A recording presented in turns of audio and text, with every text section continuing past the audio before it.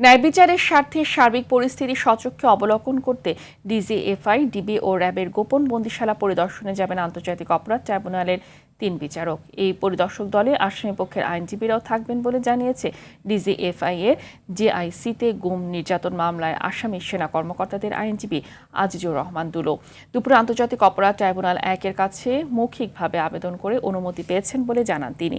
ন্যায় বিচার প্রতিষ্ঠায় এই উদ্যোগ গুরুত্বপূর্ণ বলে ভূমিকা রাখবেন বলে জানান তিনি। এর আগে মঙ্গলবার চিফ প্রসিকিউটর জানান, প্রচলিত আইন এবং ট্রাইব্যুনালের বিধিমালা অনুযায়ী প্রয়োজন হলে বিচারকরা ঘটনাস্থল পরিদর্শন করতে পারবেন। আর সাক্ষীর সত্যতা যাচাই বিচারকরা এমন সিদ্ধান্ত নিতে পারেন বলে জানান আসামি পক্ষের আইনজীবীরাও।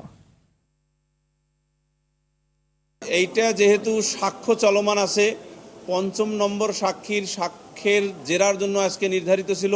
প্রসিকিউশনের তথ্য মতে তারা আজকে সময়ের আবেদন করেছেন যে সাক্ষী অসুস্থ, সেই হেতু আসলে এটা বলা যাবে না যে কবে মাননীয় ট্রাইব্যুনালের বিচারকগণ তারিখ নির্ধারণ করবেন ডিজিএফ এর বন্দিশালা পরিদর্শনের জন্য।